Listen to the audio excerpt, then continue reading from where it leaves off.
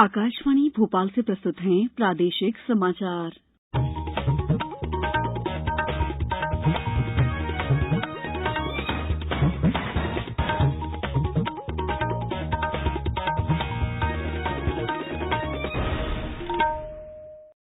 नमस्कार, समाचारों के साथ मैं दीपा सिंह।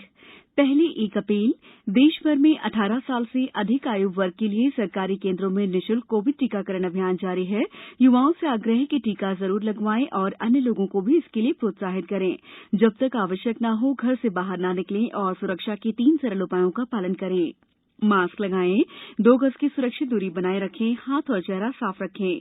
कोविड संबंधी जानकारी और मार्गदर्शन के लिए राष्ट्रीय हेल्पलाइन नंबर 01123978046 और 1075 पर संपर्क करें। सबसे पहले मुख्य समाचार। प्रधानमंत्री नरेंद्र मोदी आज स्वच्छ भारत मिशन और अमृत अभियानों के दूसरे चरण का करेंगे शुभारंभ। बालाघाट के चिन्नौर चावल को मिला जीआई टैग। मुख्यमंत्री शिवराज सिंह चौहान ने प्रधानमंत्री से मुलाकात कर मध्यप्रदेश आने का न्योता दिया। और अब सार्वजनिक क्षेत्र के बैंकों में भर्ती की परीक्षाएं हिंदी सहित 13 भाषाओं में होंगी।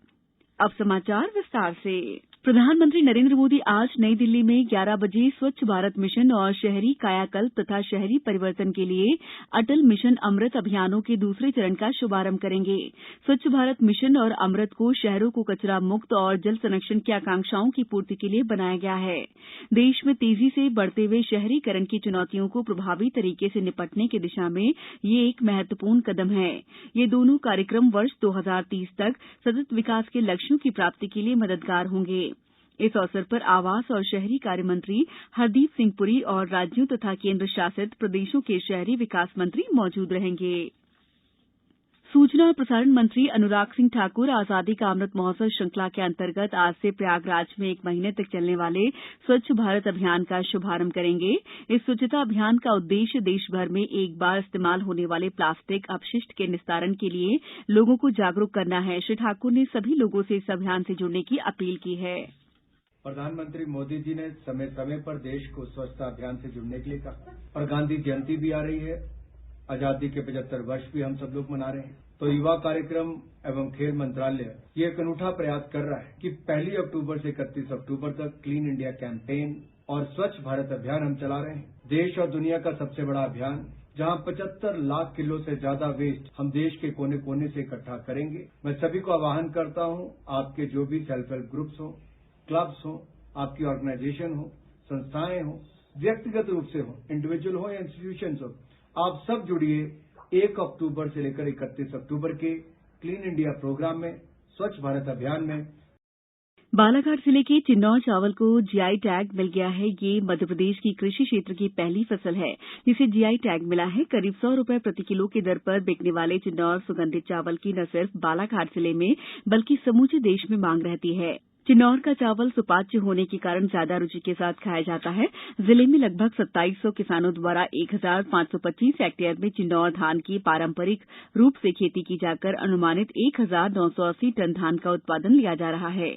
राज्य सरकार द्वारा भी एक जिला एक उत्पाद के अंतर्गत बालाघाट जिले से चिन्नौर धान को चुना गया है। मुख्यमंत्री शिवराज सिंह चौहान ने कहा है कि चिन्नौर चावल को जीआई टैग मिलने से प्रदेश के किसानों को न केवल उनका हक मिला है बल्कि उनके आर्थिक सशक्तिकरण का मार्ग भी प्रशस्त हुआ है। केंद्रीय पंचायती राज और ग्रामीण विकास मंत्री गिरिराज सिंह ने कल सबकी योजना सबका विकास जन योजना अभियान 2021 और जीवंत ग्राम सभा डैशबोर्ड का शुभारंभ किया। उन्होंने 2022-23 की योजना तैयार करने के लिए जन योजना अभियान 2021 पर एक पुस्तिका और ग्रामोदय संकल्प पत्रिका के 10वें अंक का भी विमोचन किया। कार्यक्रम को संबोधित करते हुए श्री सिंह ने कहा कि पंचायतें जमीनी स्तर पर लोकतंत्र का आधार हैं। उन्होंने कहा कि ग्रामीण भारत में योजनाओं के प्रभावी और कुशल कार्यान्वयन में पंचायतों की महत्वपूर्ण भूमिका है। समाचारों में वक्त है ब्रेक का। कोविड-19 से बचाव और सुरक्षित रहने के 3 उपाय।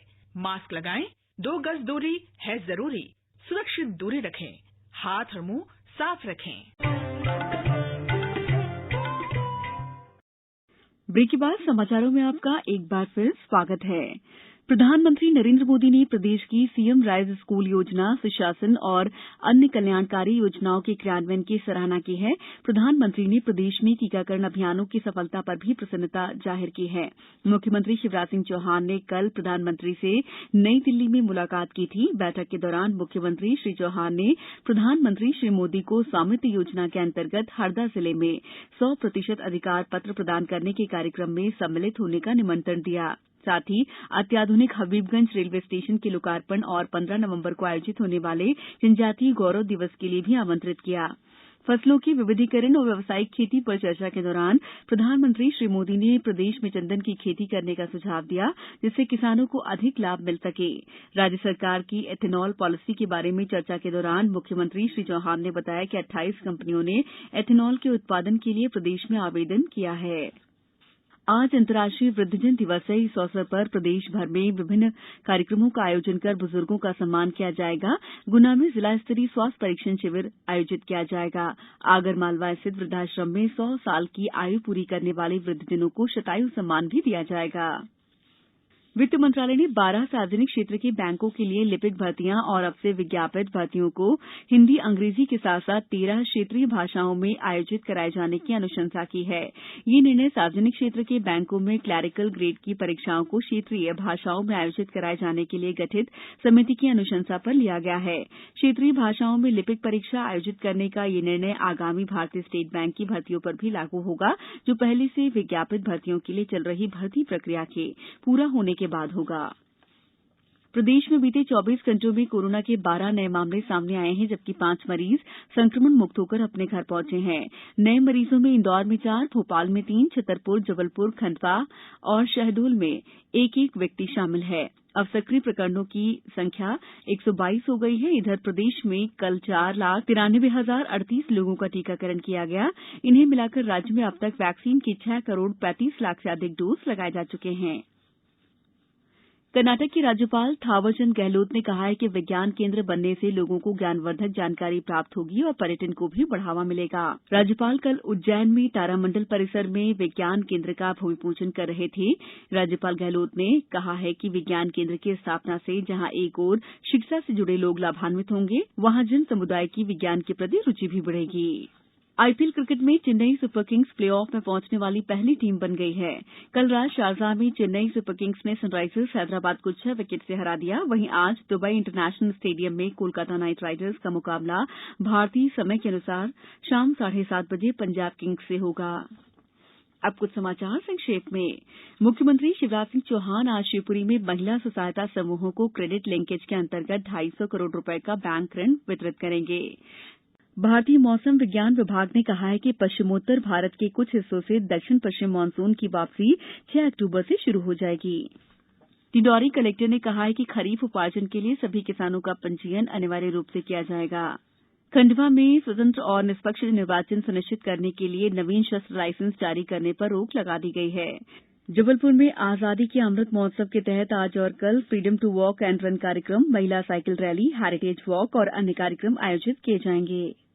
होशंगाबाद में कैच द रेन अभियान के तहत मनरेगा योजना से इस वित्तीय वर्ष में 3,000 से अधिक कार्य स्वीकृत किए गए हैं। सीधी जिले में मुस्कान योजना में 24 बच्चों का पंजीयन किया गया, जिसमें से 16 बच्चे सर्जरी के लिए चिन्हित किए गए हैं। बुलेटिन के अंत में आप सभी से एक अपील, मास्क और 2 गज की दूरी, हाथ धोना भी है जरूरी। नमस्कार।